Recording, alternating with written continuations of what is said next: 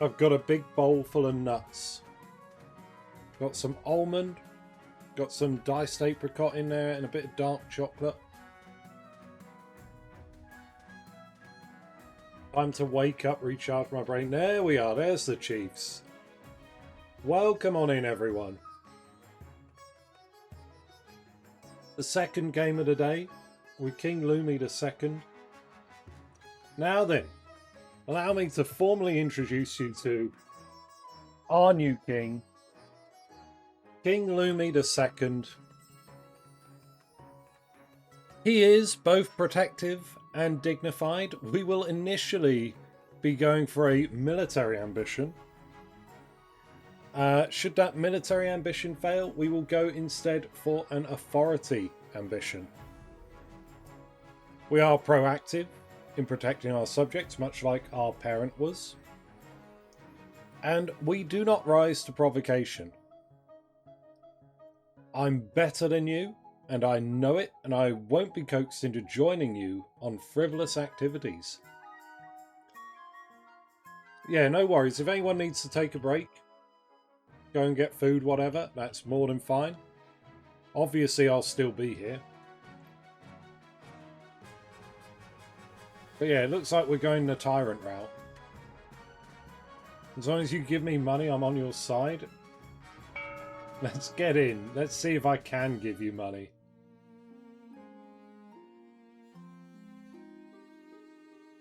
Right. We'll start with a introduction of everyone. So welcome on in, all of our nobles, to the start of our second game today.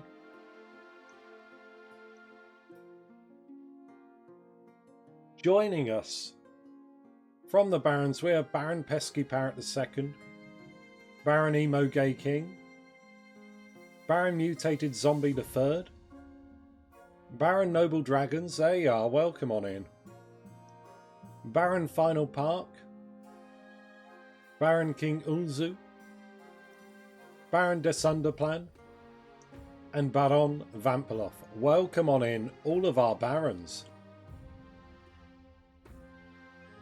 With the chiefs, we have Chief Advisor III, Chief Drake, Chief Bonkle, Chief Ephra III, Chief Sentinza, and Chief Teenybert. Welcome on in, all of our chiefs. And finally, last but not least, we have our patricians. We have Lord Patrician Troccanero, Noble Patrician Joan Cone, my grandmother or grandparent,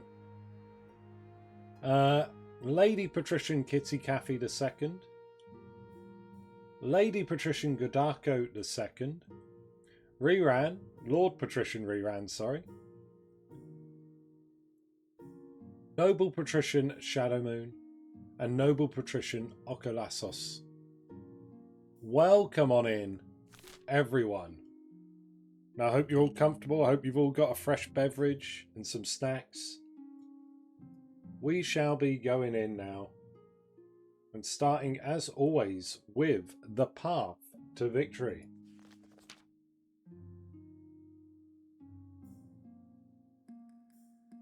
Your Majesty, you have some big boots to fill.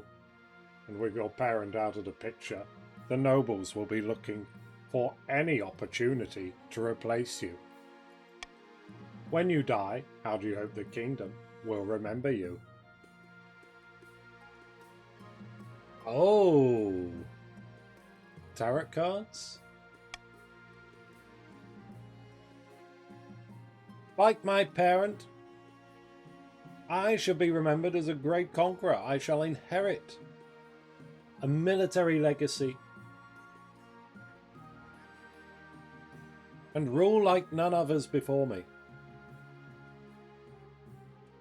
The devil? No. I don't know what the devil card means in tarot. A warrior king is sure to be remembered fondly. If he wins more battles than he loses. I suggest over the next few years you focus on improving the kingdom's overall military as much as possible. Once you have an heir, I will return to discuss how your ambition is progressing. Good luck, Your Majesty.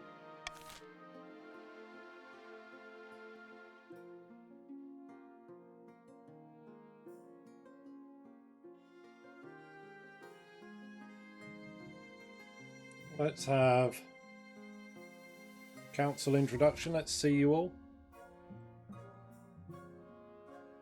Now that you're the king, your first duty is to meet with your council of nobles. Alright.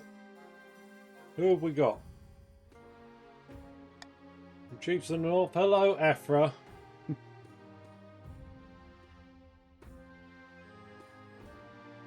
Good luck in the days ahead, Your Highness.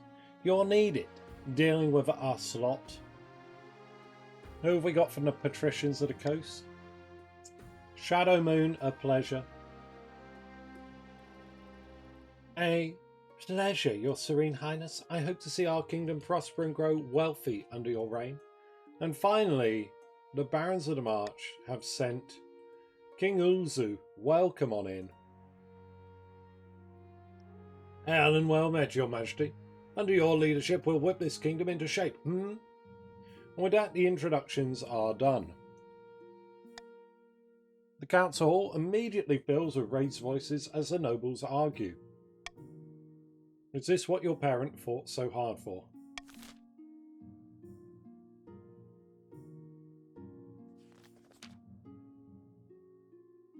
Your Majesty, it was an honour to serve your parent, but now it is your time to wear the crown.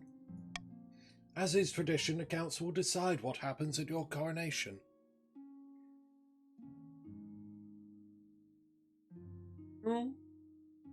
Well then, let's get it over with. No, wait. What? But it's my coronation. This isn't an absolute monarchy, Your Majesty. Everything has to be run past the council vote. Even this. Devil itself is not a bad thing. It can symbolise the feeling of being trapped and the desire of breaking free of one's chains. Yeah.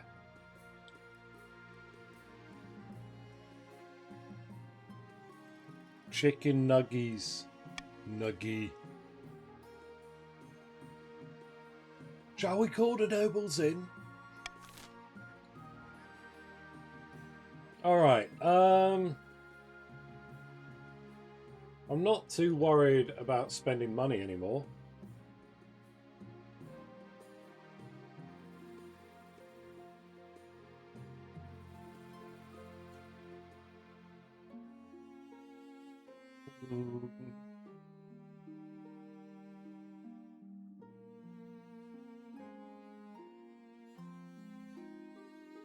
But you know what? I probably should save it. We're going to have something. I'd probably prefer A or C. A lot of us have a greedy trait. Oh no, okay, well. First vote of the game, everyone. All we know is I like military.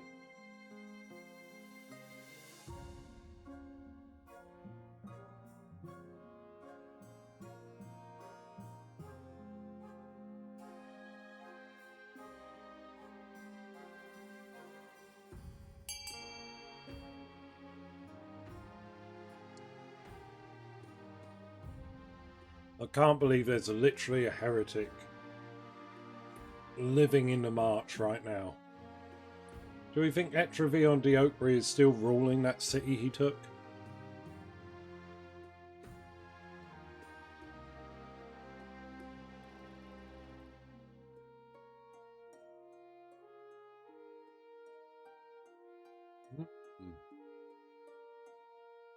Well, well, well.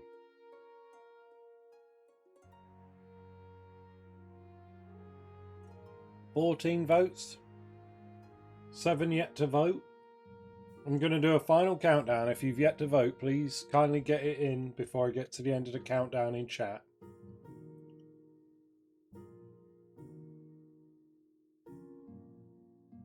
Oh, Drake, you made it.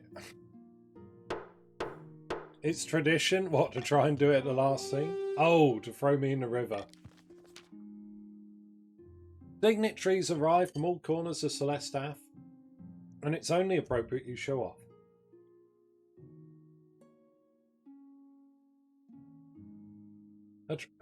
A trained eagle drops a ruby-encrusted crown atop your head as you stand on a golden podium. The awed crowd includes such influential figures as the Dukes of Saul, the Princes of Tavlin, even a pearl bearer from Atesh. Lucrative trade deals are struck at the evening's feast. Alright, we're looking good there. Trade is 10, 6, 7. Okay, everyone got +1 to trade. And everyone got, what did you get? 300 gold? Only Grand Pensionary Kerf is not in attendance. The Republic, after all, is fundamentally opposed to the very concept of monarchy. Don't worry, Kerf will get theirs. But now it's time to get your eyes down and scheme. Linda the Vampaloff bloodline. Uh-oh. The legendary Marcher Elder stands before a blazing hearth, roaring with arms outstretched.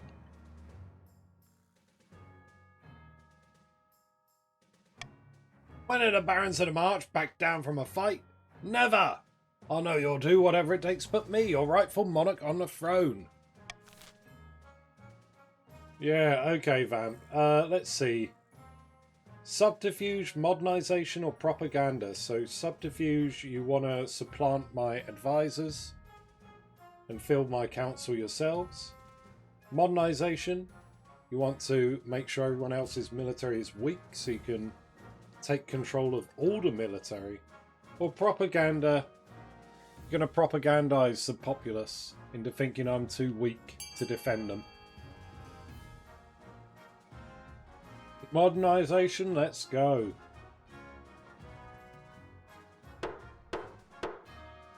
We all love a good military plan. The Barons plan to modernize the kingdom's army in such a way that it's totally under their control. First, they need to prove the military is in need of reform.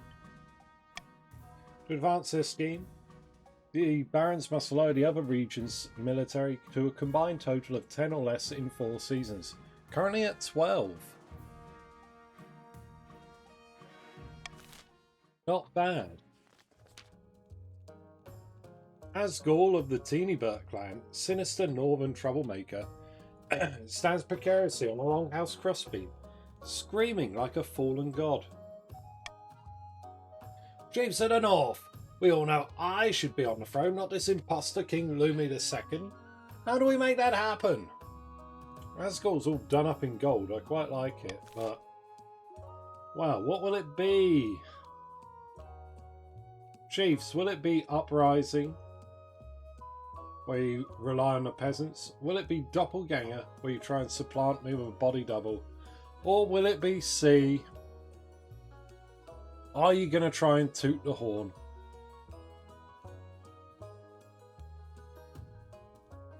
Here we go again.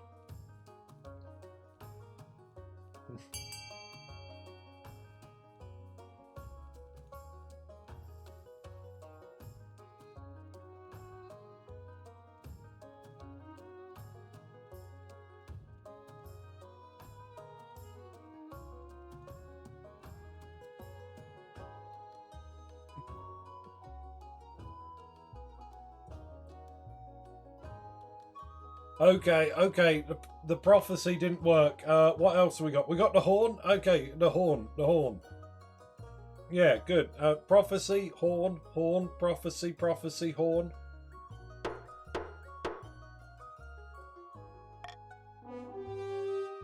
This is not great. The chiefs plan to dig up Oddheld's legendary horn and use it to take over the kingdom. First, they must win the favour of the gods by diminishing the kingdom's belief in the ninth. Doot doot. To advance their scheme, the chiefs must lower the combined total of all regions' faith to 12 or less in 4 seasons. They've currently got 6 faith in the entire kingdom.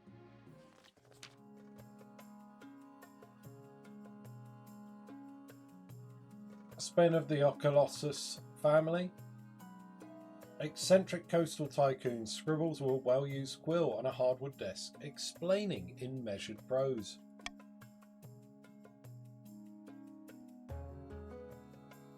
Hello, patricians of the coast. My claim to the throne is far more legitimate than that of King Lumi II. Something must be done. Okay. Intimidation. If you want to scare me into submission.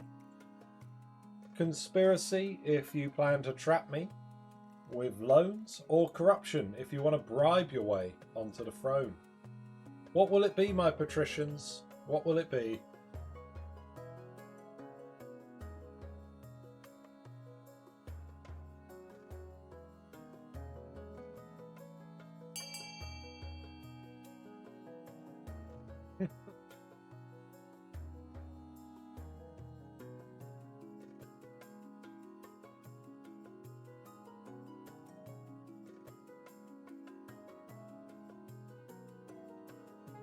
Here we go again. If it isn't prophecy and tooting, it's conspiracy. At least the barons have the novelty of going for modernisation, I suppose. The patricians plan to sink the king under an ocean of debt. To advance their scheme, the patricians must lower the treasury to 1,500 or less in 3 seasons.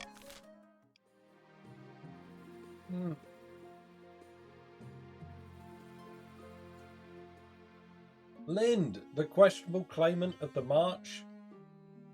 The barons have opted to pursue a modernisation scheme.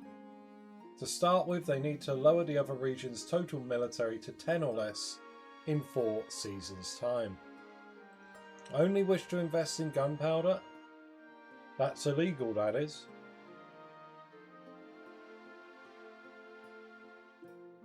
Asgul, an embittered step-uncle in the north. The chiefs are going for Hornblower. They want to keep all regions faith to 12 or less in 4 seasons' time. That's a dead cert, pretty much. Can I get 6 faith across the kingdom? I doubt it. Aspen, a long-lost nibbling over in the coast. The patricians are pursuing conspiracy again. They want to lower the treasury to 1,500 or less in 3 seasons. It's currently at 1,200, so they're okay.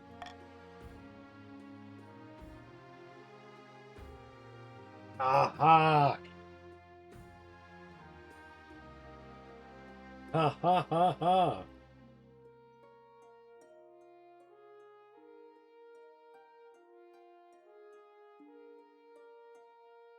You know what? Lumi has learned from his parent.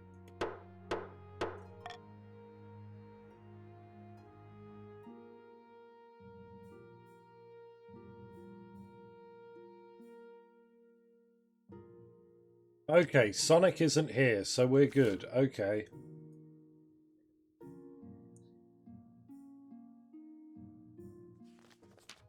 Who's it going to be? Drake, it's your turn. A devastating avalanche has buried a mountain village within my domain. There were few survivors. A tragedy, but there's nothing we can do. The north is a hardy, self-reliant region. There is little complaint about your lack of help, or at least none that reaches your ears. Oh my god, he's so handsome. You're going to say that every time you pop up, Drake? Okay, Advisor the Third, what's up? Bad news, Your Majesty. A bending wizard has set up shop in Skullheim. I believe it's Bizg, Lord of the Bells. Tell me more.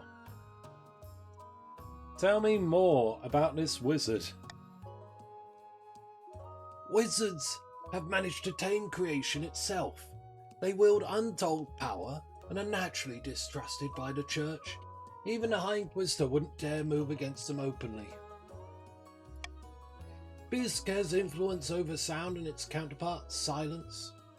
Though this power seems meagre compared to the other wizards, they are not to be underestimated. They've put out a call for new apprentices, which is a rare event. This is a once-in-a-lifetime opportunity for many. Droves of unwashed, glory-seeking villagers from all over the north are lining up for their chance. Not just peasants, I, Jonko, have decided to apply. This competition will be fierce, but those labourers are no match. I will be the most powerful noble this council has ever seen. Let me have it, is it me? Oh no, it's not you.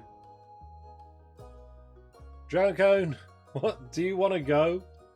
And if you do go, can I have your money? You couldn't have put your clothes on if it wasn't for your servant's help. The most powerful, there we go. We can't let this go ahead. To have a potential wizard on the council would present a clear and dangerous conflict of interest. Then we shall assemble the council. Let's go. Okay, God bless you, your majesty. Alright, Joan. Here's the deal. I would like a fat stack of cash. And I will give you my golden choice in exchange for all your money. I want to go? Yeah. He would be... actually, look, what I'll do is that. I would like the cash, and I also think this way allows you more success as a wizard. I'm out. Yeah.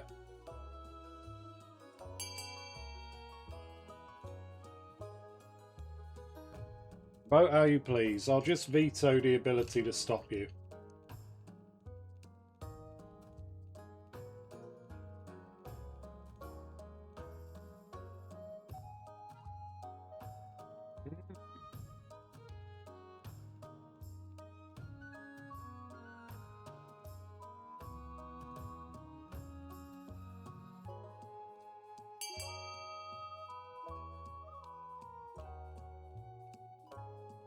Oh dear.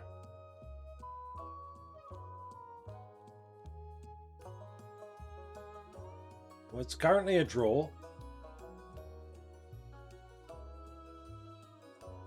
I'm going to do a final countdown. 3, 2, 1, and then we'll move on.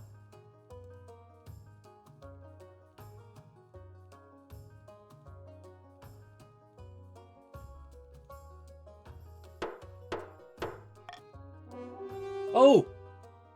Advisor! I suppose it's an acceptable compromise. Jonko begins their journey to Skullheim immediately. Their successor, noble patrician Jonko II, inherits their position on the council, but the treasury confiscates the vast majority of their wealth as payment.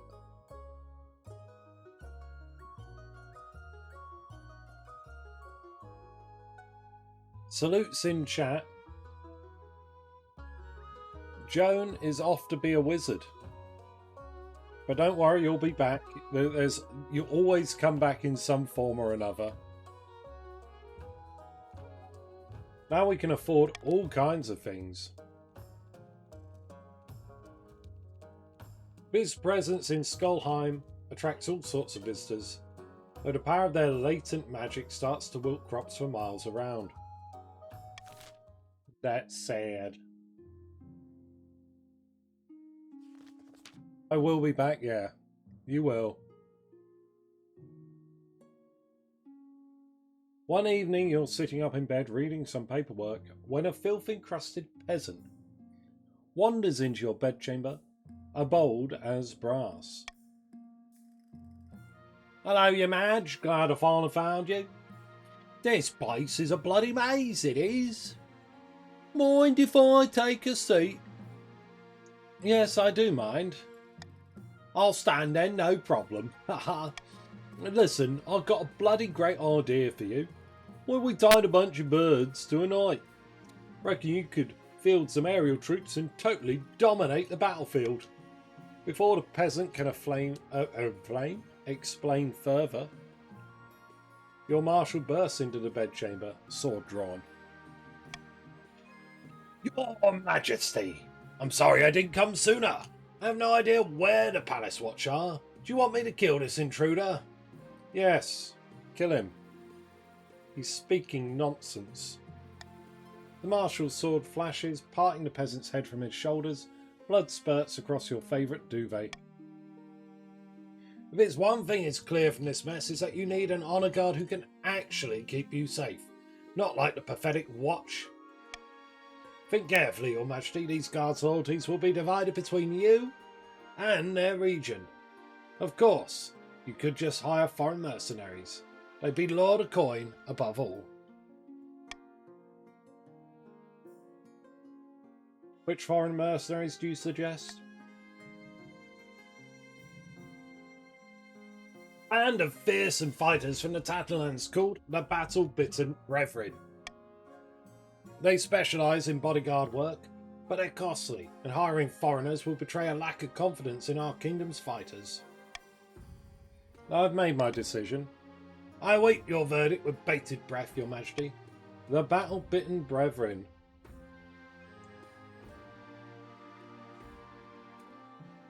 Fantastic, we'll do them. I will make the arrangements at once. The Battle-Bitten Brethren arrive a few weeks later. You've never seen such a gang of huge, unpleasant-looking cutthroats. Sneering and smirking and cleaning their fingernails with their daggers.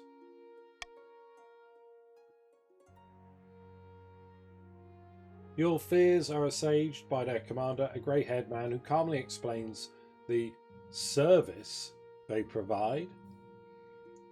As long as the coin doesn't run out, they'll sacrifice themselves to the last man on your behalf.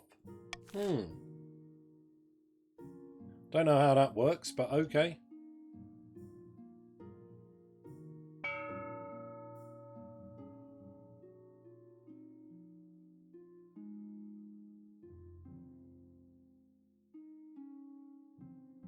Okay.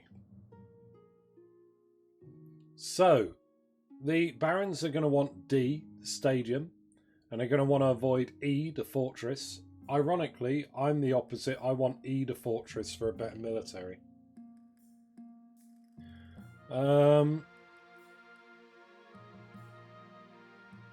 The the chiefs might be interested in F, the observatory.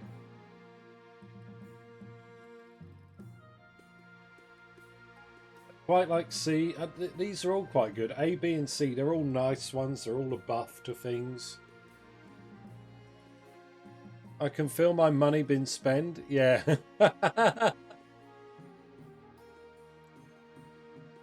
Spent it all on mercenaries.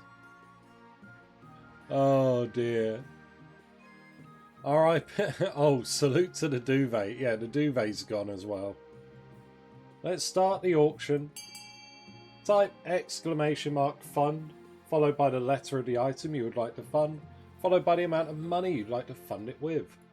Top 2 items at the end of the auction will be built and take effect. Everything else will get a refund.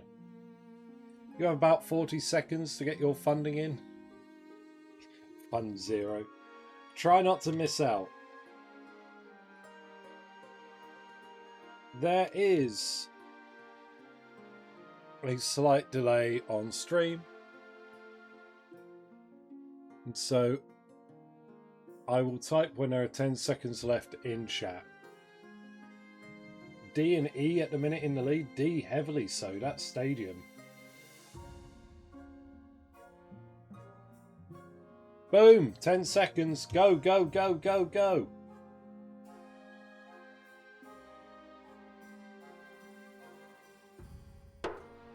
What just happened there?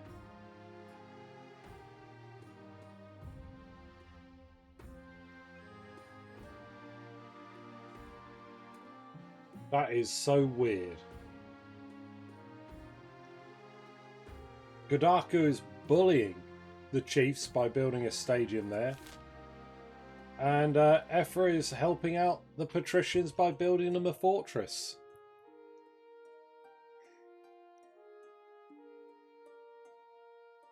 Brains out. Oh yeah, you did it more or less simultaneous.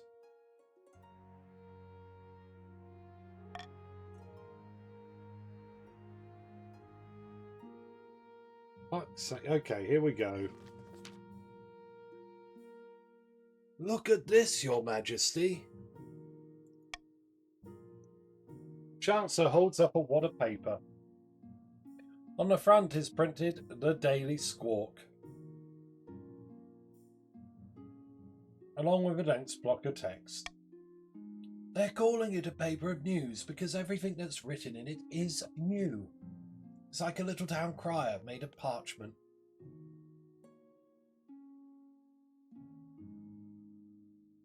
Oh, final, are you not in the game already? There you are.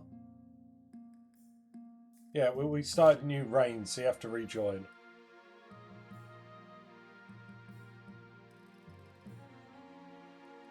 It's going to rot the minds of our children, Chancellor. Quite so, Your Majesty. Back in our day, people didn't want to know what was happening more than a mile from their village. The very concept of a second village would terrify them. To your surprise, however, the paper of news quickly takes the kingdom by storm. It seems everyone is reading it. Soon enough, there are even competitor papers, and you're being asked to give an interview. Don't do it, Your Esteemed Highness. This is beneath the dignity of your office. I'm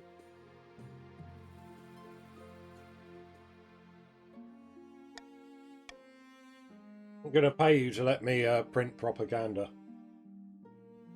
Vote B for your 500 gold.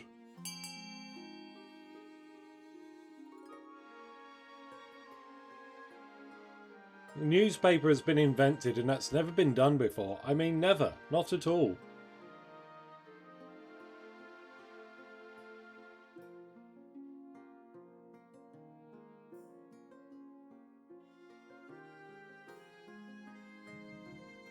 Oh, Shadow Moon, you mistyped that. Oh, there you go, you got it.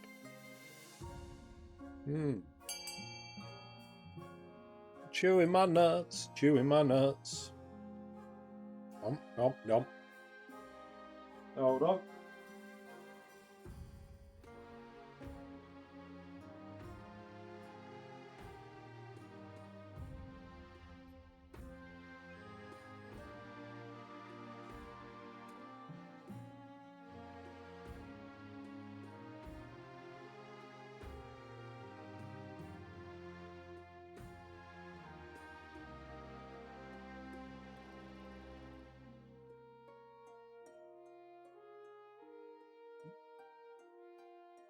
Right, back with a fresh drink. 15, I think that's most of you that are active.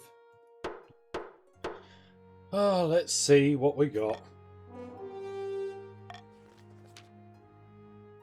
You've never had a conversation quite like this with a commoner before. This journalist actually keeps asking difficult questions to your face. How do you respond? I don't have to answer to you. You insult the journalist's parentage and common blood, but he doesn't reply. He just makes notes. It's very infuriating. Before the newspaper can go to press, however, you send officers of the watch to inspect tomorrow's copy and censor anything that makes you look bad.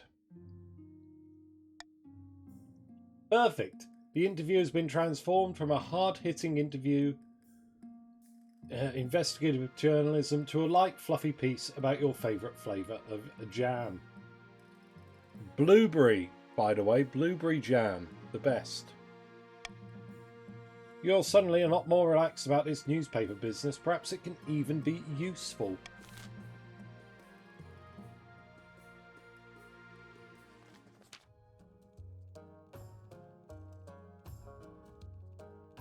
Your Majesty will recall a devastating avalanche that struck the north. Vaguely. The avalanche uncovered an ancient stone door embedded in the mountainside. We suspect it may be one of our ancestors' tombs. Some locals pried open the door and investigated within. They did not return.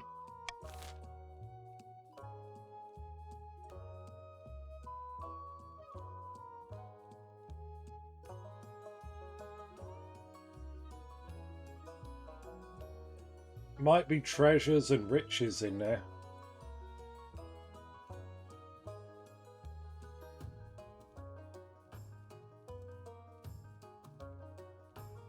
You know what? I don't think... I don't want to risk the scholars. They're very important, so we're not sending them.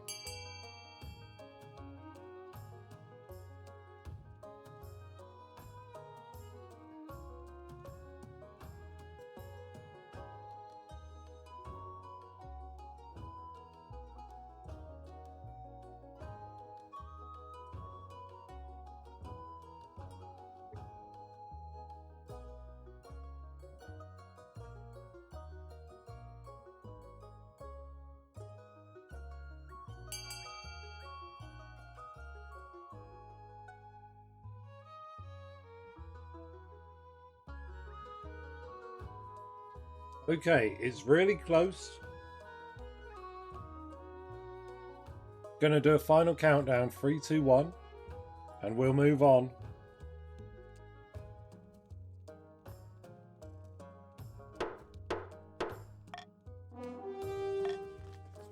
North has no short supply of warrior heroes. The only problem is finding a group who are willing to work together. There are lots of ancient feuds to tiptoe around. The chiefs finally settle on a champion named Horvir. Known for juggling live scorpions, he will lead a band of brave warriors to the tomb. You hope to hear back from them soon.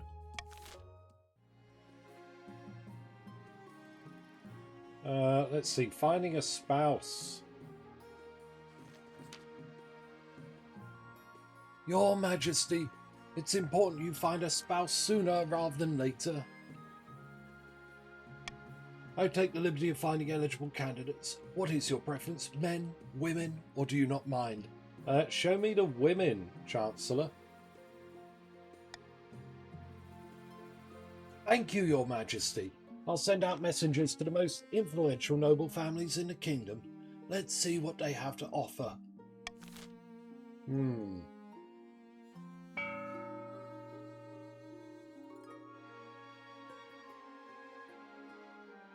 Alright, well I don't need the money, but... yeah, I'm pretty good where I'm at.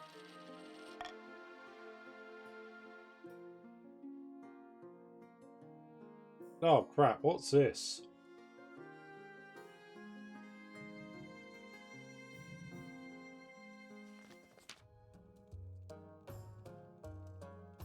My lord, remember when you took my money? Oh... I have received a message from the Wizard Biz, Your Majesty. I heard it in my mind during breakfast. It was quite disturbing. Their new apprentice, Joan Cone, has died. This is quite normal, Your Majesty. The survival rate of wizard apprentices is less than 1 in 10. Regardless, Biz sent us compensation. How charitable. And what of the damage they've already wrought in Skullheim? Did we receive any compensation for that? Joan Cone, I'm sorry. Alas, only this 150 gold. Perhaps the council have an idea of what to do with it. I'm sorry, you didn't get to be the wizard.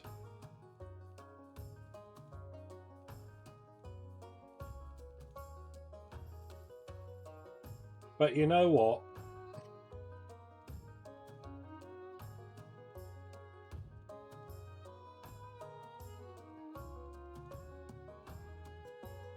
I'm going to pay you 500 gold, everyone, to give it to their successor, Noble Patrician Joan Cone II. Buy pizza with it. Statue? No. What statue can I buy for 150 gold? You want a statue?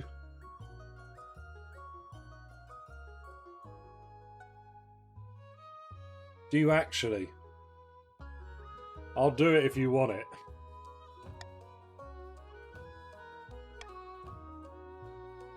Okay.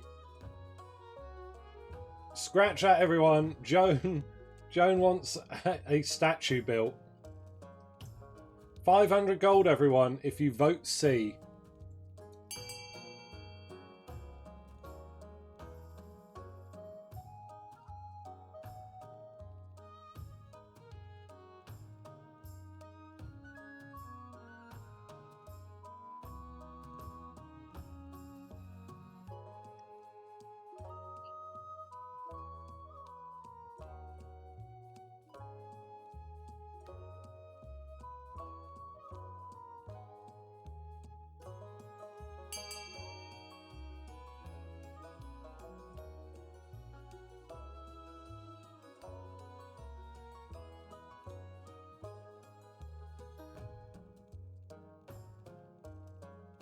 There we go. We got it done. Right.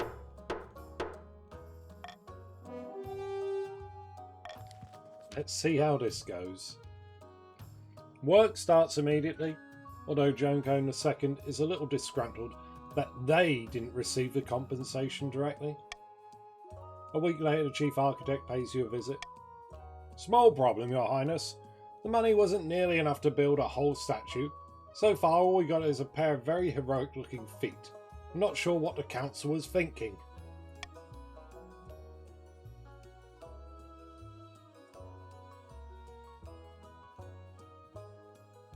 Send a letter asking Biz for more money. The foot fetish statue. The feet of Joncone. In a time before feet bits, we had feet statues. Take this money and finish it. Go on, we can do it. With pleasure, Your Highness. By the end of construction, even Joncone II has to admit the statue is a flattering likeness.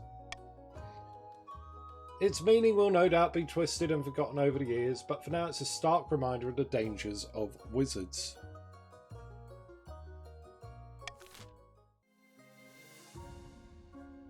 There you go. Feet are all we care about anyways. I mean...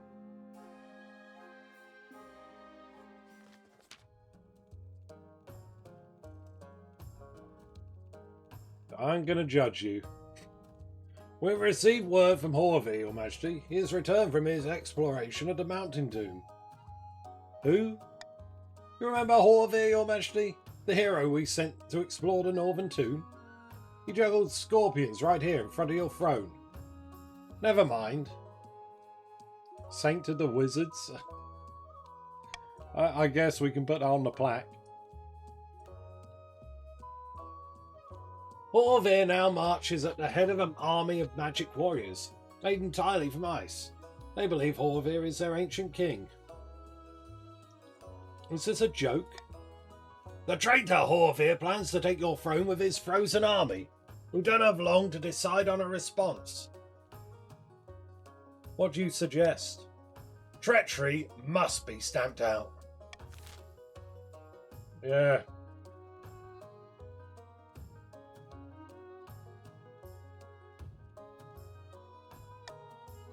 To battle, my chiefs. Go. Vote A. Blood and steel. Yes. Horvir must be stopped.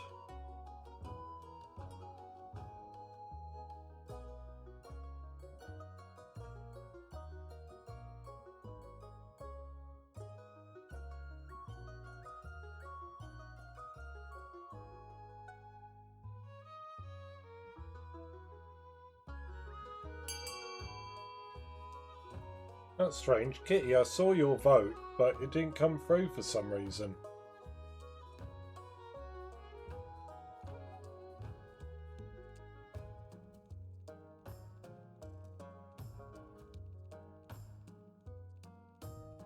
Yeah, there you are now. I don't know, do some of them fall through the gaps every now and again?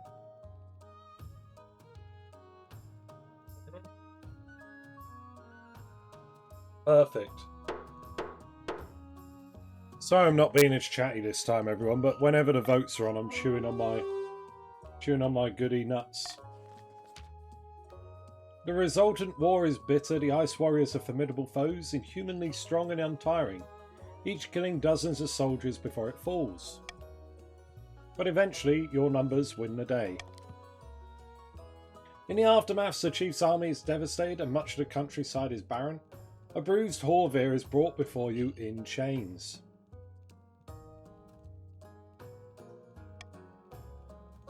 Sentence him to death. Roaring with mad laughter, Horvir is dragged away to face the axe. Chop chop.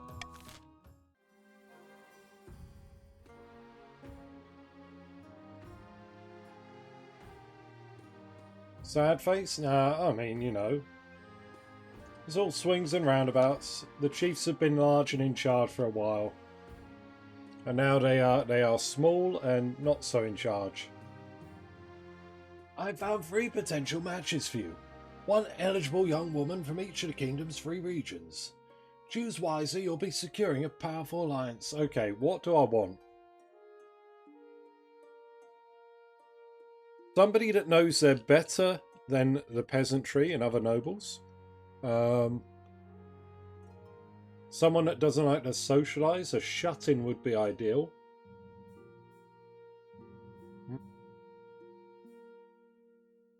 What else is there? Someone that knows how to fight. Pretty much that covers it.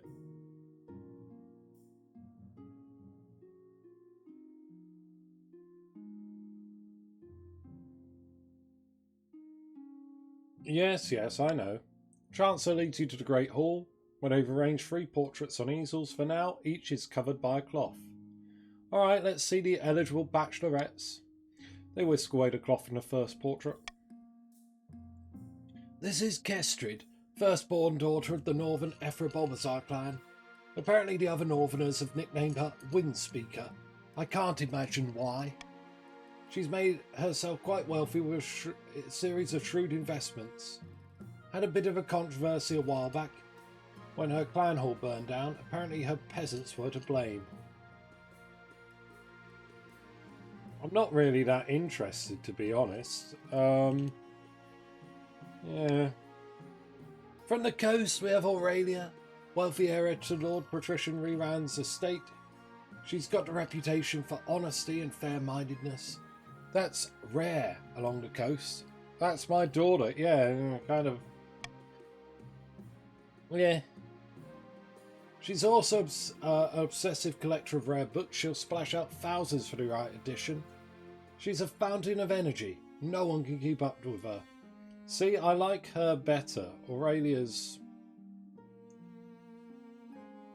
yeah.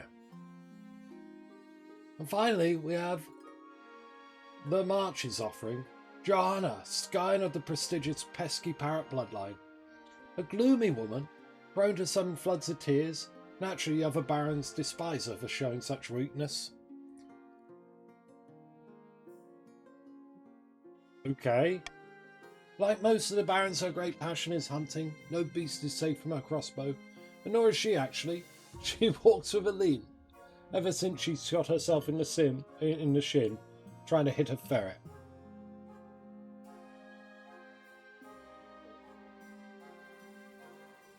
Go with Aurelia, she'll keep your energy going? I think so.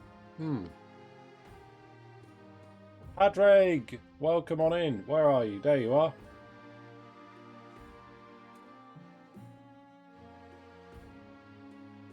Welcome to the Barons.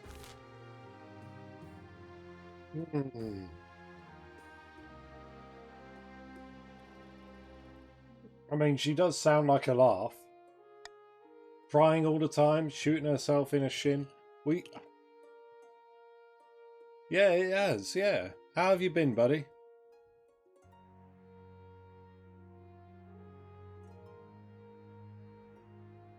This is Patrick? No, Padraig.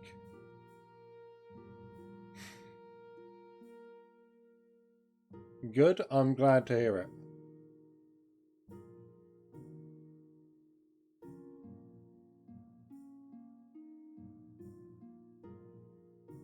What do you think? By picking a candidate, you'll anger the other regions, but you'll gain a lifelong alliance. Well, I do kind of like the idea of Johanna being a failure. Not gonna lie, it's kind of funny. Aurelia's nice though. It's just a fancy Irish way of spelling Patrick, is that right?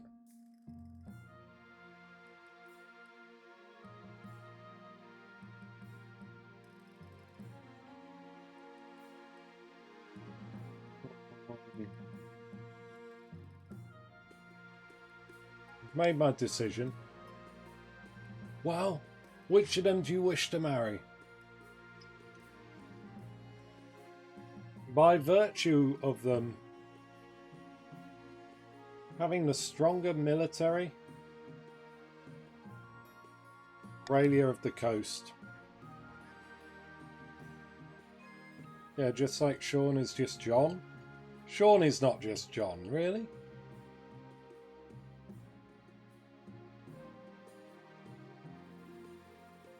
Excellent. I'll make the arrangements.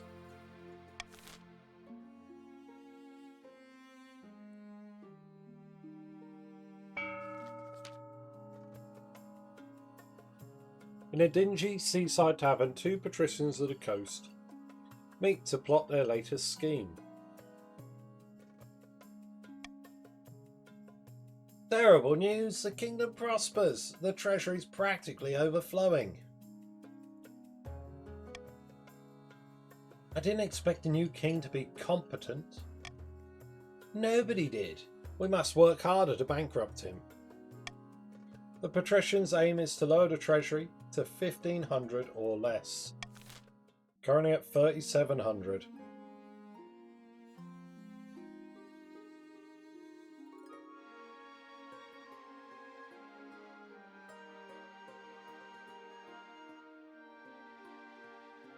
Wow, I didn't know that. Ivan and Ian?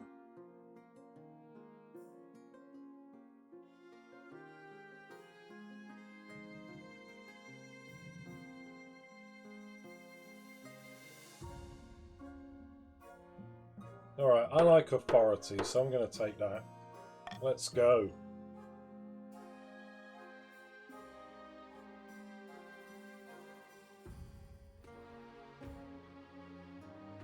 Okay, the rogue golem.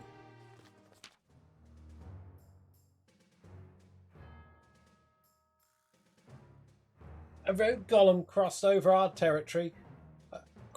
our territory over the Ashmedian border, my liege.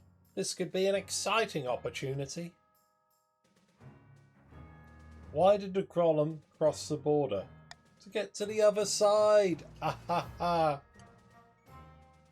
It was instructed to dig a trench, but evidently not told when to stop. It dug a 16-mile furrow through the landscape over the border by the time we stopped it. Please, my liege, this is our chance to figure out how this golem magic works. We could even turn it against Ashmead.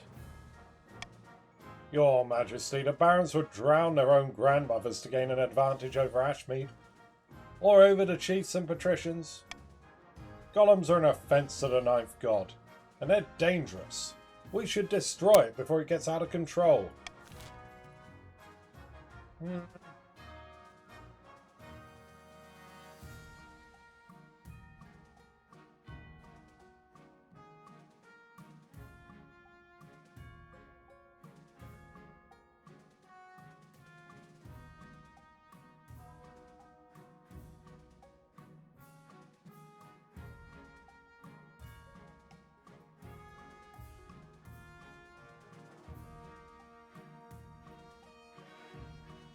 You know what?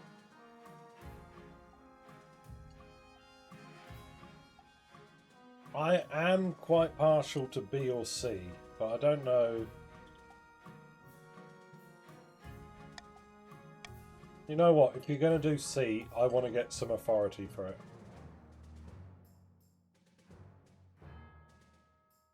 No, I don't want to destroy it.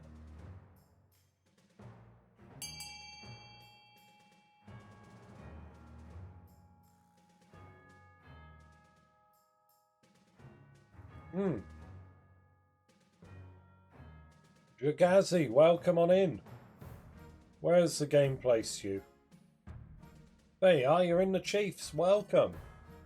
Jagazi, make yourself comfortable.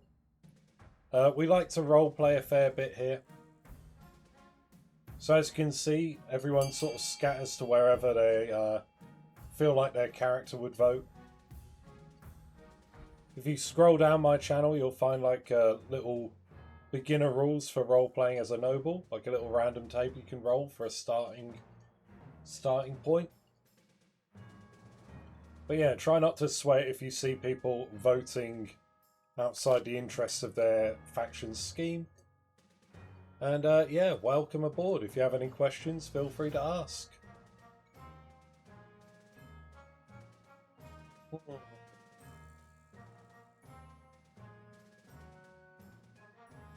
Well, okay, we're going to add it to the army.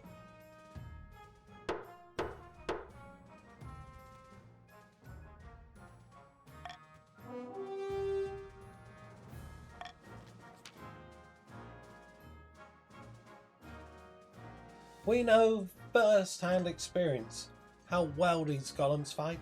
It'll be a wonderful addition to our troops. The golem lives up to its reputation. On its first test run, blades pop out of its wrist and slice a training dummy in half, as well as nearly half the wall behind it.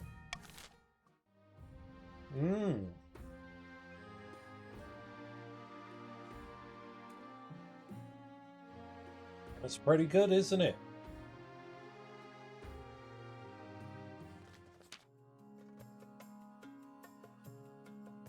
Upsetting news from the coast, Your Majesty. Several peasants have been killed by a shark. I already sent your condolences. You can't close my beach. Excuse me? The beach is vital for coastal tourism. You can't close it just because a few people got on the wrong end of a fish. Well, now, I want to close it. As you're going to come in here shouting at me? Meh. I'll take this all the way to the council.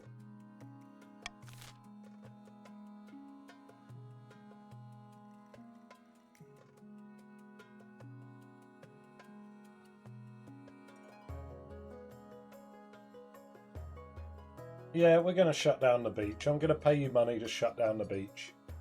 Vote C, everyone, for Golden Choice. Whopper, welcome back on in. Hope you grabbed a good meal or whatever you've been doing.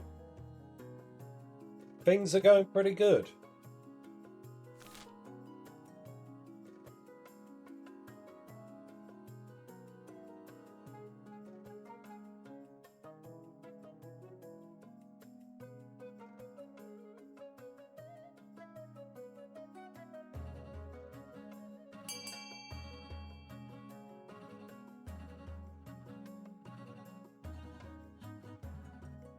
Okay, I'll do a final countdown.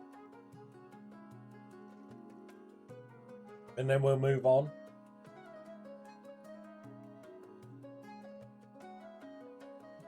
Oh, hold on. Gazzy, I don't think your vote went through, did it? Oh no, there you are, sorry. It's all good, my bad, my bad. For the night's sake, are we really shutting down my most profitable beach over a rowdy tuna? Yes.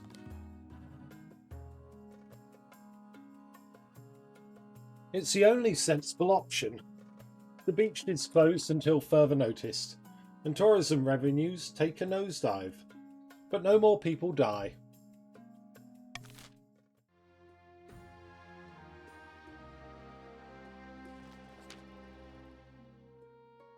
Your wedding to Aurelia is naturally the talk of the kingdom. Nobles and peasants alike travel from across the realm to attend. For a week and a day, the capital is one giant party. It feels like you're the only one not taking part. Instead, you're getting ready for the ceremony. Soon enough, you're standing in St. Bertrand's Cathedral with Aurelia at your side. Do you take this woman as your lawfully wedded wife? Yeah, I do, Archie, yeah, let's get this on.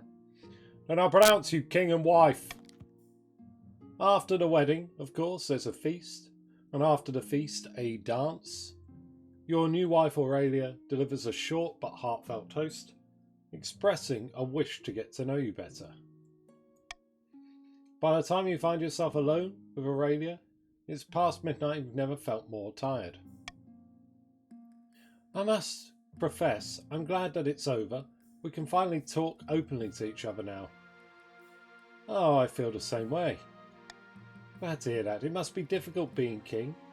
Constantly surrounded by liars, lickspickles, flatterers. I don't know how you stand it. You get used to it. I suppose you were born into it, weren't you? You had no choice but to get used to it. After finishing the last of your wine, you head to your separate bedchambers. Seems your wife is happy to get her to take her time getting to know you. There we are.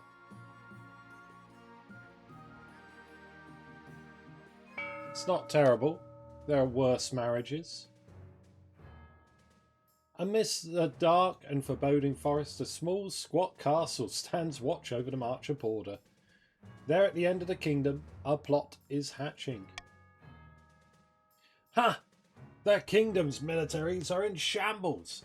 Those pathetic weaklings couldn't fight their way through a field of rabbits. I've drafted the reform proposals as planned.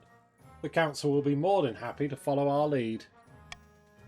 Good, but we must ensure they don't get skittish. The kingdom must be stable for our proposal to work. Uh-oh. Uh-oh. Uh-oh. Red alert. Oopsie. Oopsie. Grand. A calm before the storm. For the next stage of the Baron's scheme, they must raise stability to 5 or more in 2 seasons. Oh, no. Are the Barons just going to walk in and take it all?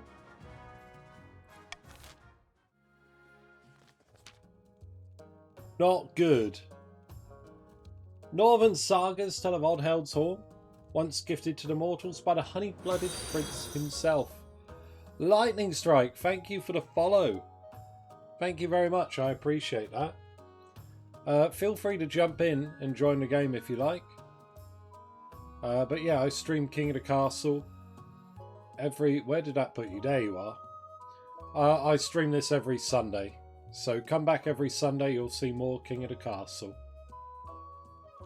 But welcome on in. If you have any questions, feel free to ask in chat. And yeah, bear in mind, I'm playing with some mild roleplay rules for myself. And many of the nobles, your fellow players in chat, are partaking in that too. So if you see folks voting for stuff that doesn't necessarily fit the scheme, that's why. Northern sagas tell of Oddheld's horn, once gifted to mortals by the honey-blooded prince himself, then lost to the snows of time, never to be found again. Until now. By all the gods! Can you believe it? This has been the most bountiful spring in living memory. Grass is green, the sun is warm, even our sheep have given birth in record numbers. It's the work of Oddheld, my friend. We've spent many months beseeching him, and now he's rewarded us with the means to overthrow the king's regime. Truly? You mean to say he's pointed us? To his horn? Aye, but it's far to the north, in the Ice Giants' territory, the frozen wastes. We'll need a hardy force of heroes to stand any chance of retrieving it. Gagazi as well, thank you for your follow as well. I really appreciate it. I'm glad you guys enjoy this stream. For the next stage of the Chief's scheme, they must raise their military to 5 or more in 2 seasons. Yeah, Chiefs are in trouble there. Need to find 3 military points. So yeah, the Barons are the real threat. I think Lind might make it. Not gonna lie.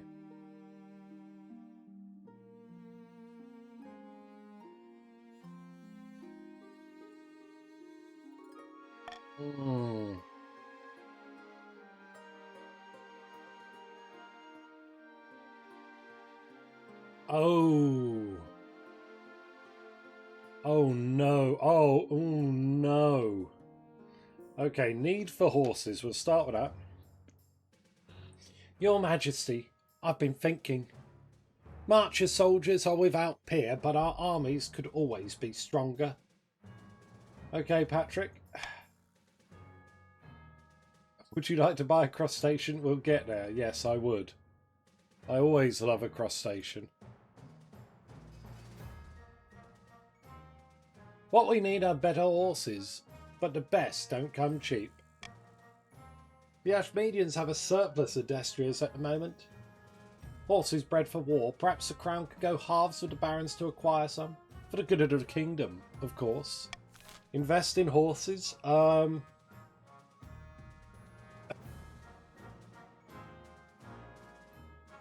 mean, you can do your own. But yeah, I do want you to be happy, though.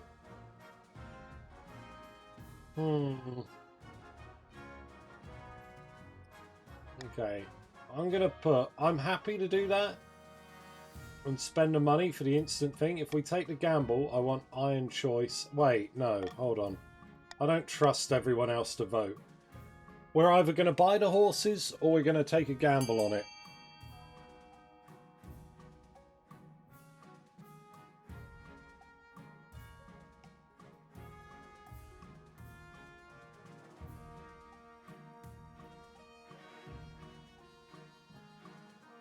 What is the King's Archetype? You can redeem, tap the sign, and I'll bring it up. But as I caught your message, we are a protective but dignified individual. We want to protect our subjects, not putting them at risk, and we don't rise to provocation, and we think we're better than other people. A bit of a snob, really. I think I've been doing it well. I ignored the avalanche in the north. But there we go. 11 votes for B. I think that's a winner-winner chicken dinner.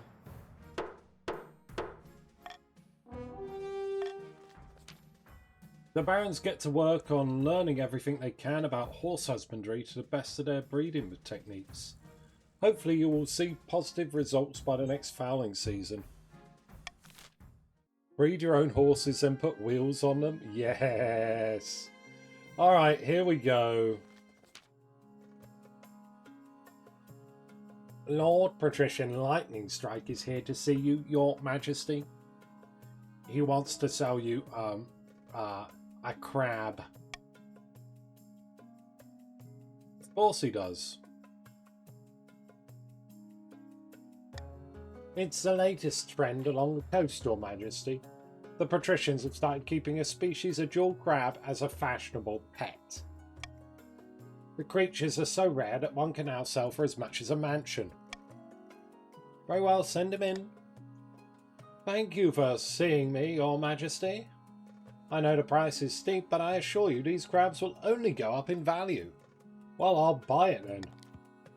Counting out your gold, Lord Patrician Lightning Strike assures you that you will not regret your purchase. No. I'm not having her change the text in this. I don't quite have the production value as that. Ah, there you are. I've been looking for you. I have a proposition.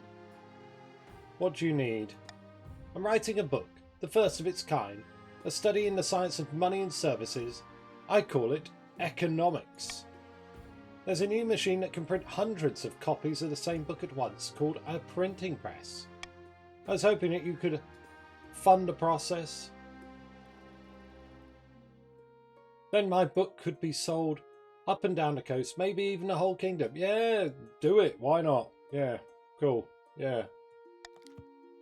Thank you. You won't regret it. Aurelia's book goes to print soon after. It's a raving success. So Octavia in the last reign taught all the peasants to read, and now Aurelia is printing books about economics. We are going to be so rich, filthy rich.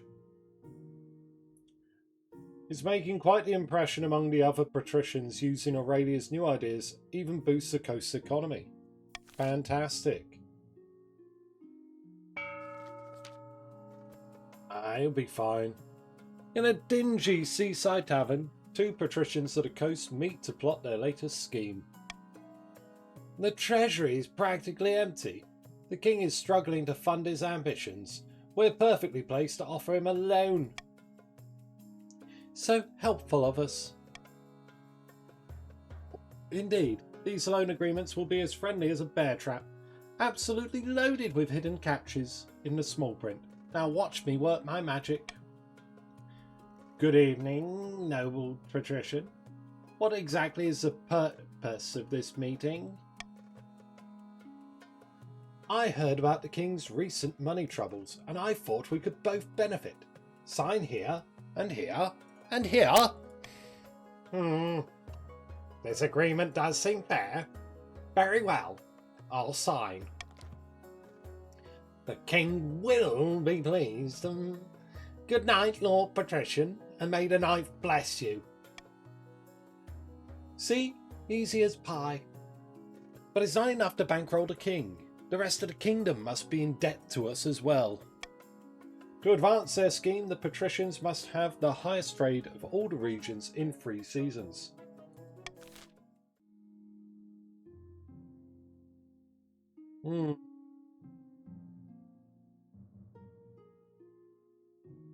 Now then. Patricians are going to want the Grand Bazaar. F the Grand Bazaar. Chiefs are going to want C, the fortress. Barons may want A, library.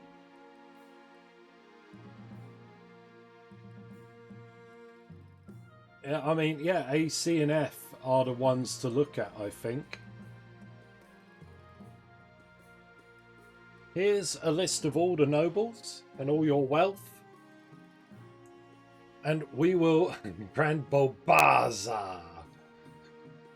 We're going to start the auction now. Type !fund, followed by the letter of the item you wish to fund, followed by the amount of money you wish to fund it with.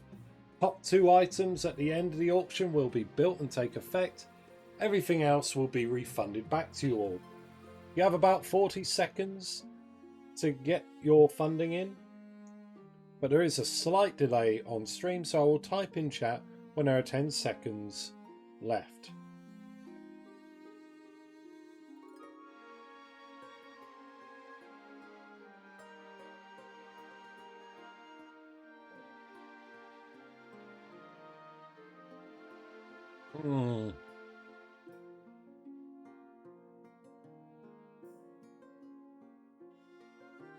Boom, boom, go, go, go. Boom, boom, go, go.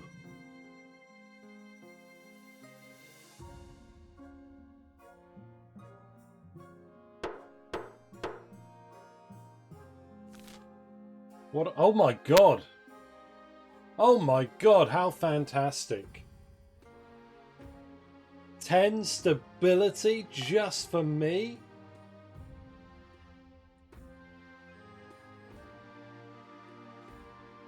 Okay, what's going on here?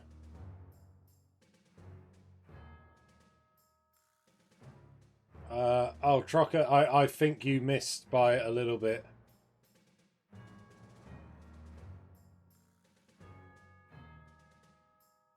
Pardon me, Your Majesty, but a terrible blight has been affecting our cabbage crop in the march.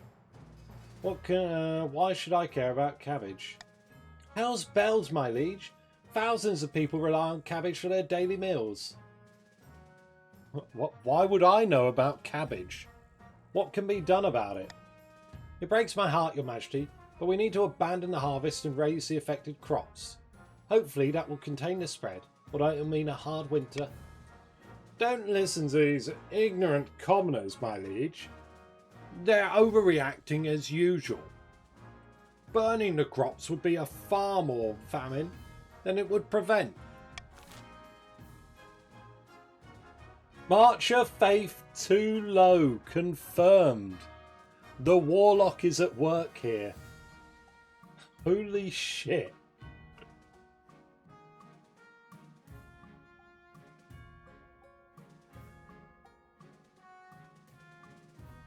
You know what? Why don't we just consult a witch?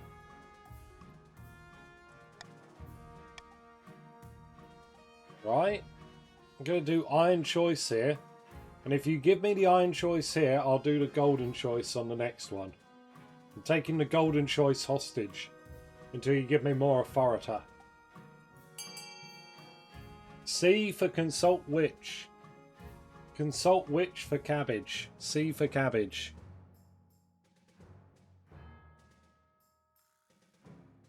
You know, maybe she can work with the warlock that apparently runs the march now.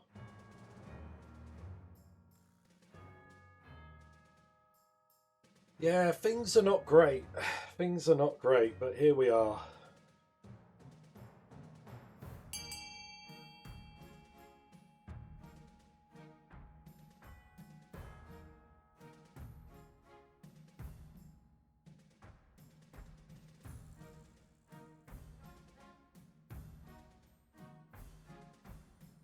Right, what are we looking at here?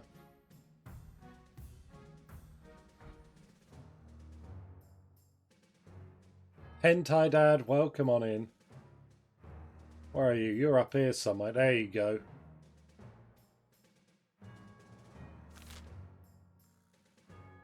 Well, we're good, I think. Hello, hello. How you doing? I'm glad you could catch us. What is it? Nearly 5 hours. Holy crap. A local wise woman who lives in a thatched cottage nearby offers to work some minor hedge magic in return. Life to the soil. I can heal your ravaged fields if you keep the Inquisitors out of my lands. The barons are so desperate that they accept despite the High Inquisitor's deathly glare. Soon the fields are rippling with renewed crops. Look at that. Look at that. The cabbage goth has spoken, and thus the cabbages are ripe and plentiful. Your Highness, the barons of the March plan to have the council push for a number of military reforms. For the good of the kingdom, they say. But the reforms are designed to consolidate Marcher control over our ranks. Well, you have to stop them.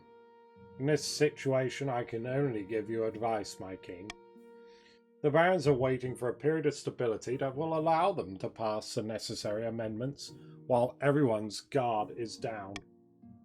Unless there's some drastic developments within the next few months, I predict the barons will be proposing these military reforms very soon. We're just trying to help. You don't have gunpowder. This isn't the gunpowder plot. You bring the revelations, which the barons wholeheartedly deny, to the council.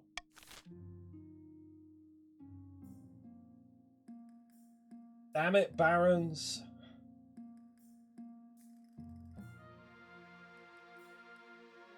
I'm going to put money on B. Take a pause on it for a season and you can have 500 gold, okay? I am buying it from Kerf, my liege. Oh, okay, that's alright then. Except it's illegal.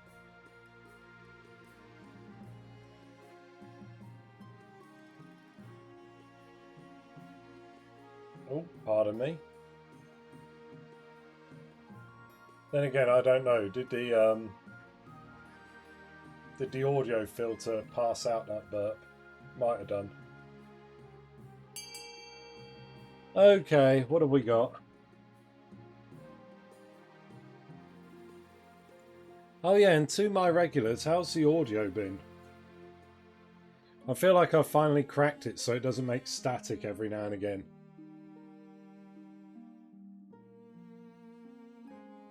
Right, final countdown. If you've yet to vote, vote B for your goodie bag for your 500 gold. Gonna do a countdown in chat and then we'll move on.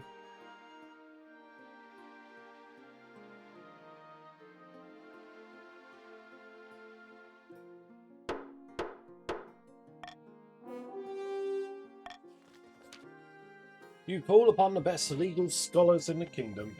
Your Chancellor digs deep into the dusty records to find any laws that might be to your advantage. The barons will no doubt push past each obstacle with enough effort, bribery and coercion. But the council has at least bought you time. The Baron's stat goal will not be evaluated until the end of next season.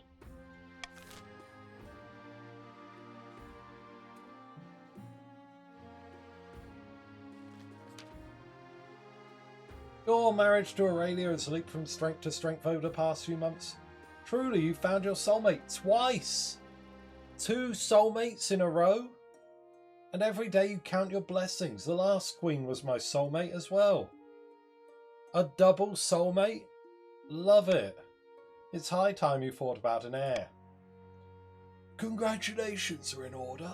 The royal wedding was a magnificent affair. But something's still missing. You need an heir. You need someone young whose loyalty is assured. A child of your own would do the trick, even if they're a bastard, or the youngest of your many cousins. My wife and I will have a child together. Ah, the traditional method. No one will object to that. I'll arrange for you to take a month off from ruling so you can get down to business. Alrighty. Look at this. Back at Chief Sentinza's clan hall, a troop of warriors are gathering for the journey north, but their numbers leave something to be desired. You call this an army? It's barely enough warriors to raid a chicken coop. How are we supposed to brave the ice giants with these greenhorns? We're working on it. It'll take time for our warriors to join us. But if we put out the call over a year ago, by the star flag, get us more warriors, will you? I don't care how. The chief's aim is to raise military to at least 5.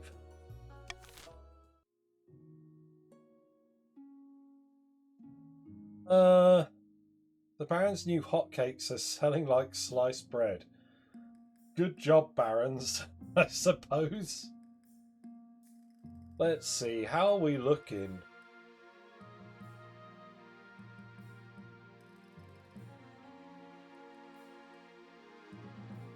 I think we're okay staying like this, yeah. Not our finest hours, yeah, it's been rough. A booming crop now. Your Majesty, the meals from Marcher Farms are extraordinary. I've never seen the like. The peasants have hybridized a new variety of barley. Beer made from the stuff doesn't give you hangovers. In fact, it heals a headache in minutes. We must assemble a team from the university to study this new crop. It could benefit the entire kingdom. By the 9th. Wait a moment, you can't spread our secrets to just anyone. I'll have you know that our produce is very much in demand. We're in the middle of securing a barley trade agreement with Taverlin. These eggheads could disrupt things terribly.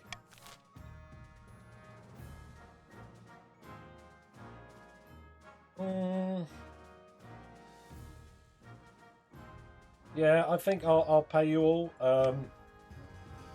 We just want to sort out the deal for the Barons. Just go get your money. Buy gunpowder flavoured cakes, their house speciality. Do they have a bang in them? Banging cakes. An explosion of flavour. Oh dear. Hot cakes are delicious. Be right back, dinner, no worries. Oh yes they do. Okay, good. See you in a bit, Ephra. That's good, Final Buck. It's sure to blow your mind.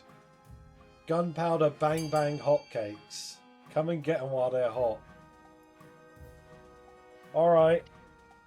Anyone yet to vote? Let's have a look-see.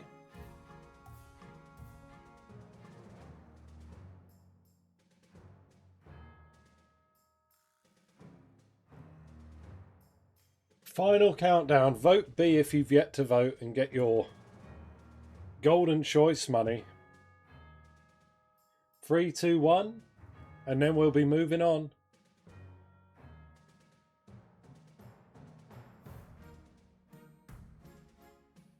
There you go, Vamp. You made it in time. I think. Yes. The Marcher trade agreement with Tavlin goes ahead with great fanfare. Soon wagon loads of barley trundle back and forth, bringing vast profit back with them. Aware of the secret hybrids for the first time, the chiefs and the patricians are not pleased. But they cannot go against the will of the council, no matter how much they argue. The patricians grow their own fruit to rival the patricians' lemons. What? But when they're eaten, new fruit causes horrible purple pustules all over the body. The experiments quickly stop. Plague lemons. Crab futures, here we are. The crab craze is swollen to unforeseen heights, Your Majesty. That's good news, isn't it? The trade is so profitable that patricians are shutting down textile mills to focus on crab catching. Thousands are unemployed. But who cares about that? Your box of crabs is now worth nearly double what you paid for it.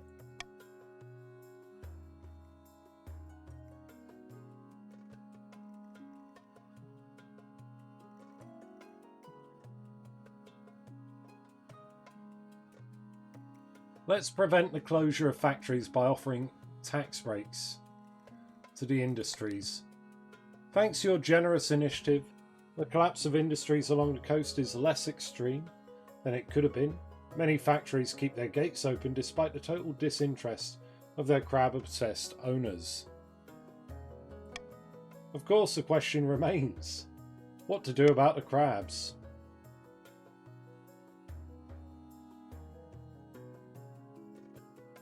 Avenger, welcome on in. Where are you? There you are. Welcome back to the Chiefs.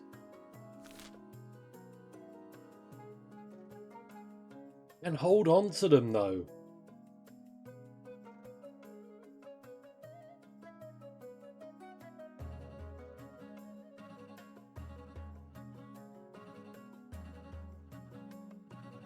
Board, hold on to your crabs.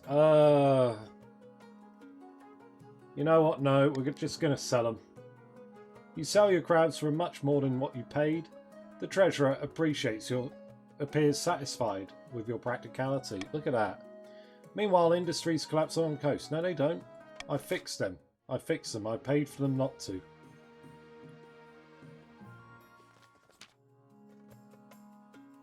A giant glass globe filled to the brim with murky water is wheeled into the council.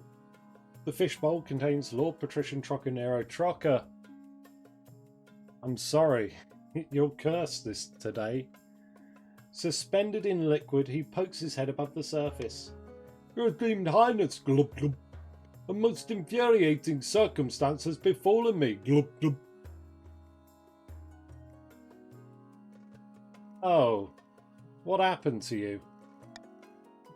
I've been glub glub cursed by a sea wizard. He inflicted me with these glub-glubbing gills, so I can't leave the water for more than a couple of glub-glubbing minutes. What did he do to anger this wizard? I happen to own a tannery that is glub-glub polluting some picturesque beach he likes. How was I supposed to glubbing know? I demand you arrest this maniac and force him to remove these gills.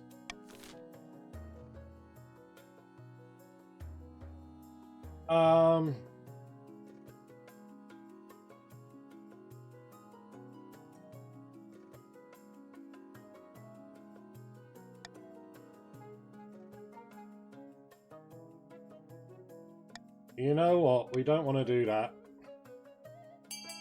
We don't mess with wizards. We want to go D. Send them a hamper of fine cheeses and a bottle of wine. You hit again with the gills? You're gilling again. Yeah. Maximum gillage.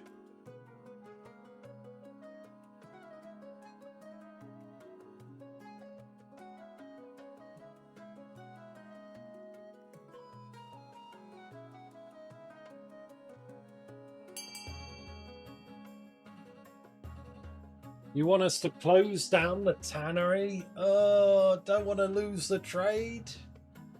don't want to lose the trade. But okay, don't touch my tannery. Oh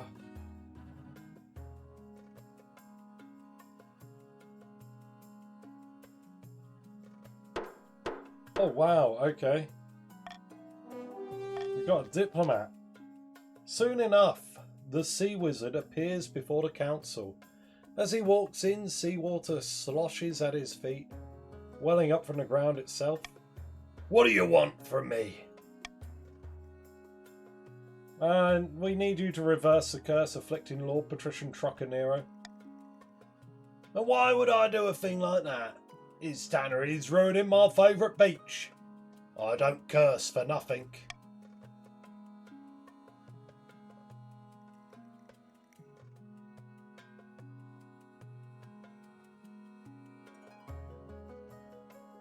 I'm sorry, Trucker, but I don't care about it. You know what? Troccanero can stay a fish person for all I care. If that's what you want. The wizard's flesh bulges and ripples and turns suddenly to water. Your Majesty, have mercy! Mercy, no! Too late. Tap the sign? Yeah.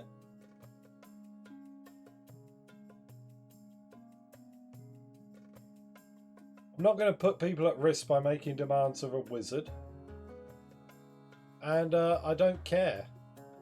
This is a frivolous thing.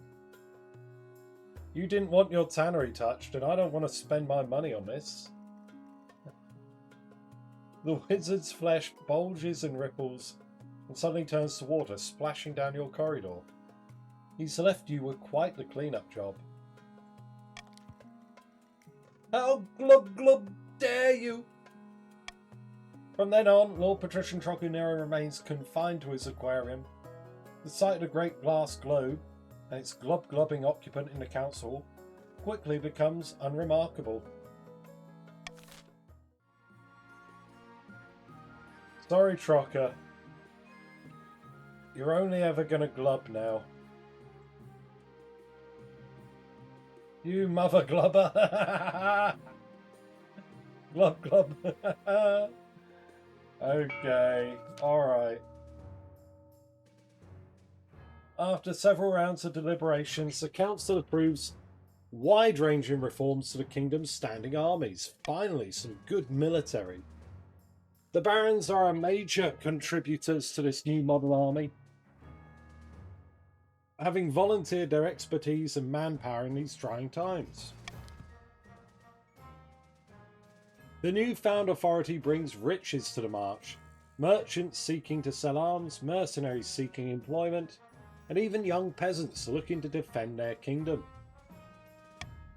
Meanwhile, in a foreboding march of fortress, the barons are celebrating. Ha! I can hardly believe they went for it. This is all well and good, but we've not won yet. We must make our final preparations before we take control.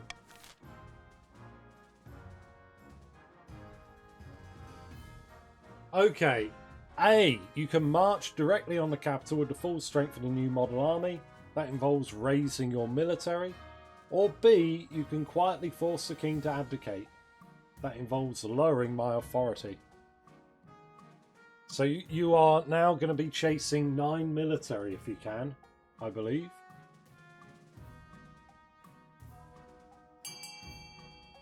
Hot damn, look at that.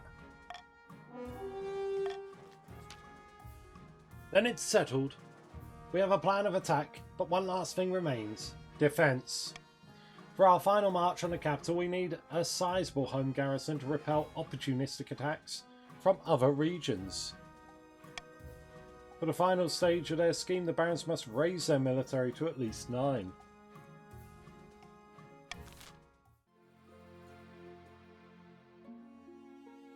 I'm happy with the current deal.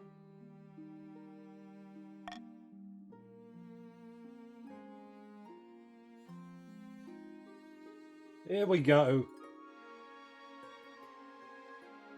Oh! Okay, barons in chat, right? 1, if you remembered fouling season was coming, 0 if you didn't remember it was coming. Because I'm pretty sure this is going to buff your military. You remembered? Did you all remember?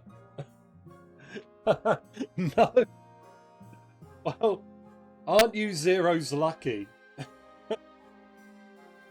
Okay, here we go.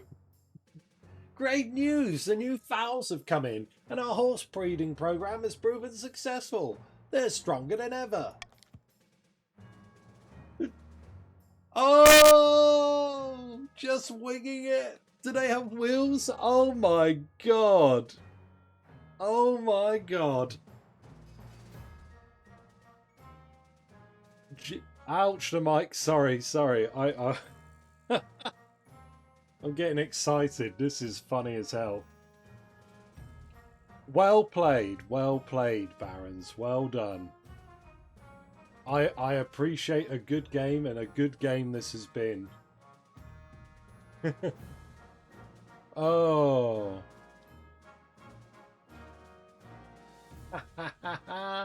It's not luck. This was precision.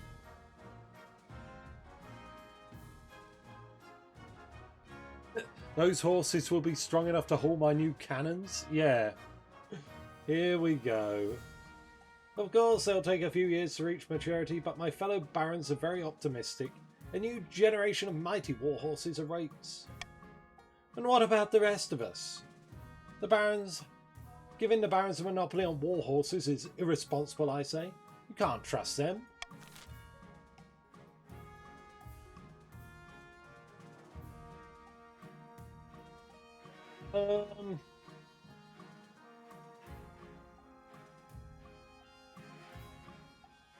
One last golden choice. You all can buy some war horses from the barons for a fair price. I think that's good. Vote A for 500 gold and a little transfer of wealth in exchange for a little tickle. Make the army bigger, yeah.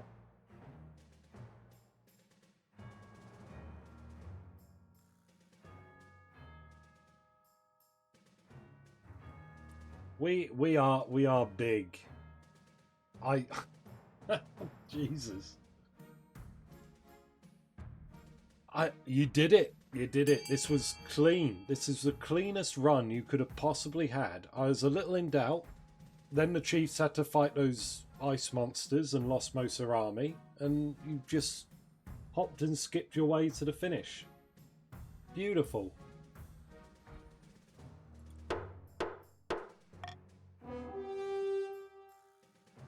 The Chiefs and Patricians can buy new horses for a fair price. Fine, as long as we're properly compensated.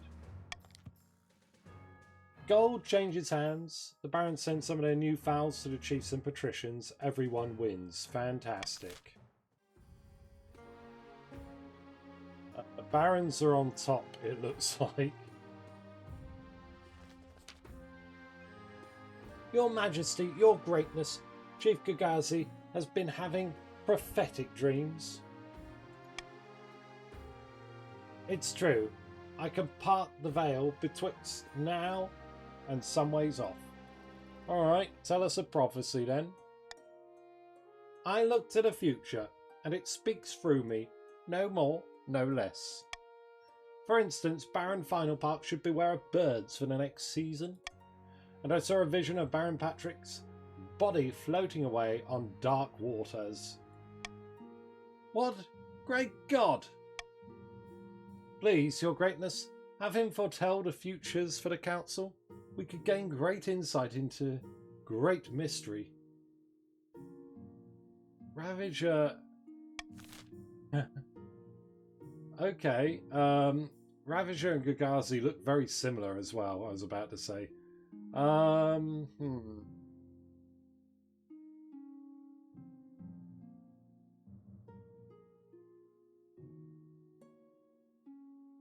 gonna say just this once, maybe. In fact, what I'm gonna say is we're not putting anyone in the dungeon. That's it, I'm hunting birds.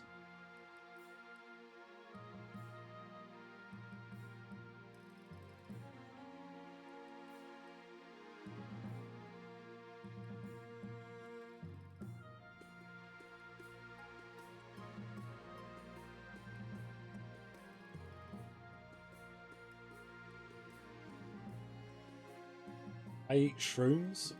Okay. Oh no. Okay, just once. 50-50 coin toss. Let's see what wonderful visions we got.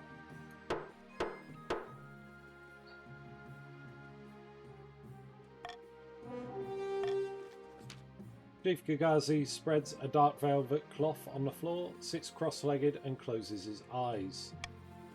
After a moment's silence, he gasps. Thank Morgana, your greatness, something wonderful beyond the veil. Let me gather myself so I might understand what lies ahead. I see respect for the throne spreading across the land, but beware, deference becomes fear. Treat good fortune with wisdom, your greatness, for luck turns like a blizzard in the mountains. Beaming, Chief Rajana whisks him out. You think you spot a couple of coins changing hands, but you can't be sure. Why would you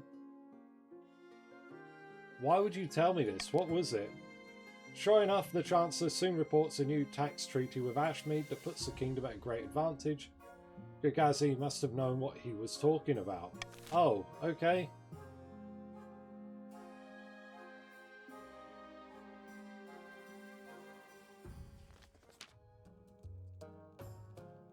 A blood-red comet was spotted in the night sky over the north, your majesty. The common folk are claiming it is a terrible omen. The common folk are on the verge of panic. Is there anything I can do? Nah, it's just peasants being peasants, mate.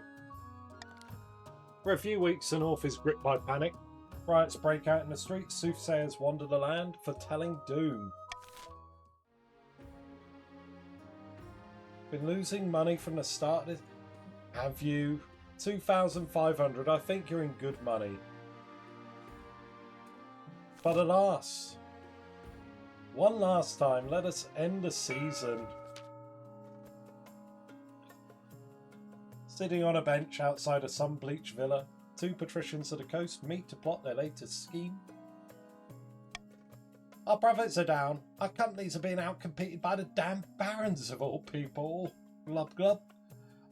How could this happen, glub? The patricians' aim is to have the highest trade. It's glubbing happening. It's here. Alright, GG, stick around and we'll read it out. But first, all of you barons, what do you want the incoming claimant's ambition to be next week? Let me take a photo of the list. Gunpowder? No, it's got to be, so I want to make a note of who the barons are. There we go.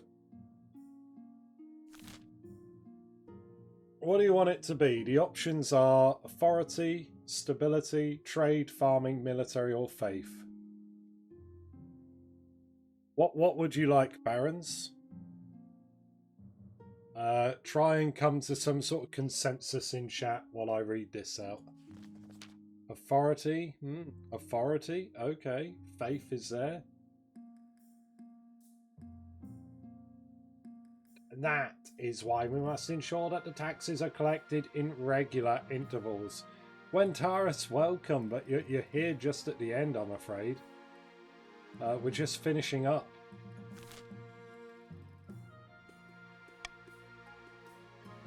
Okay, seems like authority for the next one. I've seen 3 or 4 people post it. If we were to...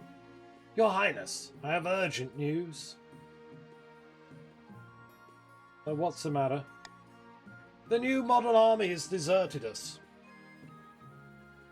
Not only have they marshalled without my orders, they refuse to stand down. New model army? What's that?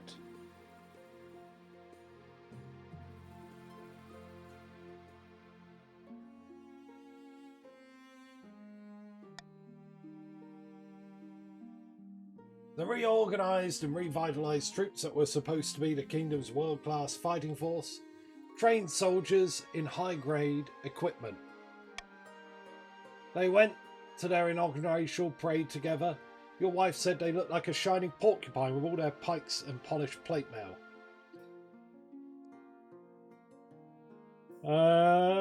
Isn't this new army supposed to be an improvement? They're disciplined, don't get me wrong, and very loyal, but to whom? Without a military, we struggle to hold on to power. If I may interject, this is almost certainly the work of the barons. If we would offer any advice, it would be to seek a treaty soon. Goodbye, Kitty. Everyone say goodbye to Kitty in chat. And oh, kindly consider, Kitty has been streaming marbles. Hold on. Consider giving Kitty a follow.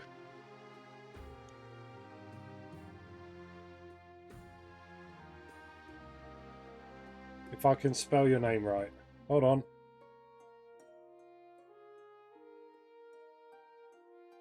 There we go. Everyone say goodbye to Kitty. Marbles and other things, yeah. I always see you playing marbles though myself. I don't know if it's just the timing or what. But yeah, kindly consider giving Kitty a look out. Thanks for the shout out. Stay safe, guys. No worries. Thank you for being here. The new model army, which I suspect takes orders from the march, cannot be beaten by any force on this continent. We made sure of that. 10, 10, 10. Look at that.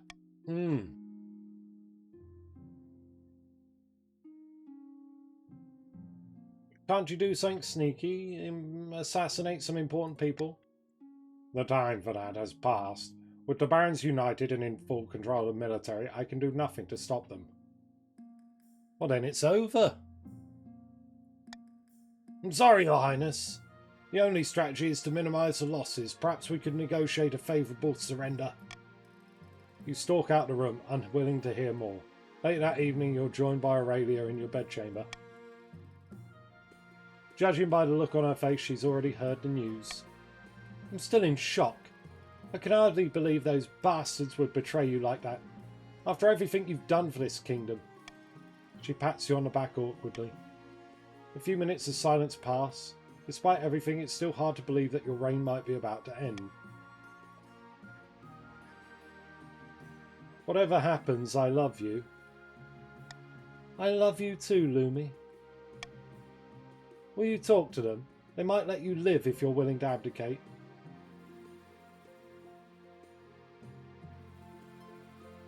I will try. Perhaps they'll be merciful.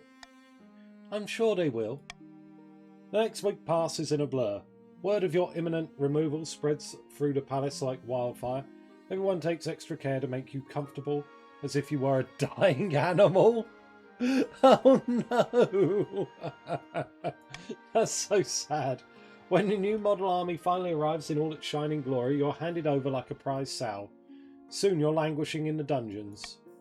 You lose track of the days, weeks, months until it draws on you. You'll be stuck down here for the rest of your life. Oh no! Oh, by the time Lumi II finally expired, decades later, the guards had forgotten the wizened old prisoner was ever a king. Oh, that's sad. The chiefs abandoned their hopes for Old Heldshorn, which passed into legend once more, a treasure fit only for seducing adventurers into the frozen wastes, where ice giants or hypothermia await them. The patricians failed to turn the kingdom's debts against it, and the moment had passed. Ever practical, they set about collecting interest and hoarding wealth, waiting for the time to scheme once more. It's rough out here, isn't it? It's rough days. Marching to the Baron's orders, the new model army effortlessly took the palace and installed Lind as monarch. But the military reforms soon fell apart, destroyed by corruption and nepotism, while the new monarch would prove harder to control than the barons had hoped. King Lumi II, the Modernizer.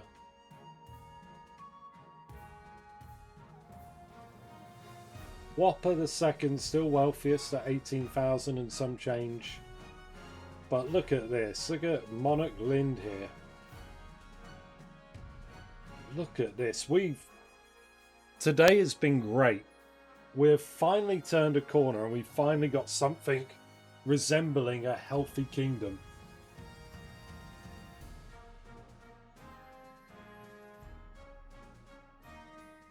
Lumi II in the dungeons, you know, I used to be a king. I should have tried to run away. I had to surrender myself to make sure the peasants would be safe.